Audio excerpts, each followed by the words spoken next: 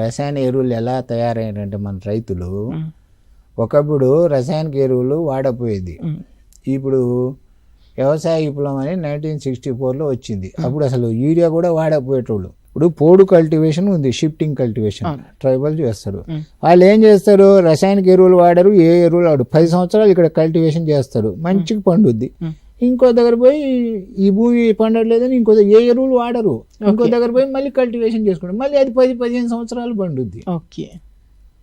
అలాంటి సందర్భంలో మనోళ్ళు ఏం చేశారు, అప్పుడు మన ఇది మన వ్యవసాయము దిగుబడి పెంచాలని మన రైతులు ఈ యూరియా వాడటం మొదలుపెట్టారు.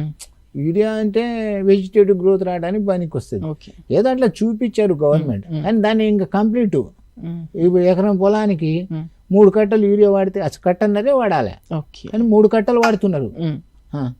పొటాష్ వాడట్లే, భాస్వరం ఎక్కువైంది భూమిలో, అందుకే పిఎస్బి వాడుతుంది, ఫాస్ఫరస్ సల్ఫ్లైన్ బ్యాక్టీరియా వాడాల్సి వస్తుంది. ఎందుకంటే భూమిలో ఉన్న భాస్వరము మొక్కకు అందుబాటులో ఉండట్లేదు కాబట్టి అది అందుబాటులో ఉండాలంటే అది కరగాలి, కరిగి అందుబాటులో రావాలి. ఈ రసాయనిక ఎరువులు వాడటం అధికంగానే ఉంది. మరి పచ్చగా కనబడాలనే మన రైతు సోదరుల ఉద్దేశం. పచ్చగా ఇప్పుడు మల్టీవిటమిన్ వచ్చింది మనకు, రైతులు కూడా అన్ని కలిపి వాడేటే మంచిది. ఒకటే వాడితే ఏంది రోగం. మల్టీవిటమిన్ అని మనకు టాబ్లెట్స్ వచ్చినాయి. మల్టీవిటమిన్ లాగా అక్కడ కూడా ఈ 16 ఎలిమెంట్స్లో 16 మూలకాల్లో ఈ ఎలిమెంట్స్లలో 16కు వాడాలి. జింకు లోపం ఉంటుంది, భాస్వరం లోపం ఉంటుంది, బోరాన్ లోపం ఉంటుంది, మెగ్నీషియం లోపం ఉంటుంది, ఇవన్నీ ఉంటాయి. అవన్నీ పాటించాలి. చిన్న చిన్నే, కానీ మనం చిన్న అనుకున్న మన ఎరుపు ఆకులు కూడా వస్తాయి, స్కార్చింగ్ కూడా వస్తుంది పొటాషియం లోపం వల్ల.